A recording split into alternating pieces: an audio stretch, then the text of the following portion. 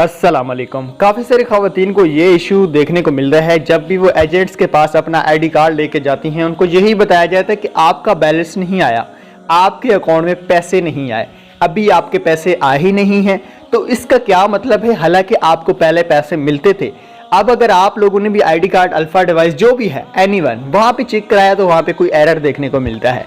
काफ़ी एजेंट तो यहाँ पे लूट रहे हैं। अगर एरर ये देखने को मिलता है कि आपका डिस्ट्रिक्ट चेंज है तो एजेंट्स कहता है जी मुझे आप 5000 दें, मैं आपको डिस्ट्रिक्ट चेंज करा देता हूँ। या अगर आपका कोई भी इशू आता है, एनीवन पेमेंट नहीं आती, तो आपको भाई एजेंट्स कहता है आपको तो अकाउंट ब्लॉक है। ऐसी कोई भी वजह नहीं होती। मेरी एक बात याद रखना। वीडियो को शुरू करते हैं भाई, उससे पहले चैनल पे नया है तो सब्सक्राइब कीजिएगा, साथ में बेल आइकन को भी प्रेस कीजिएगा। अब जो बेनिफिशियरी इस नए साल सन 2025 की बात करेंगे, पहले महीने एक डेट से लेकर तीसरे महीने तक, ठीक है, कोई भी किस्त वसूल की है 13,500 की, उसकी ये जो किस्त शुरू है अभी अप्रैल वाली, उसको ये किस्त नहीं मिलेगी। उसने परेशान नहीं होना। हुकूमत ने ये फैसला किया हुआ है कि हम साल में 3 बार पैसे देंगे, ठीक है।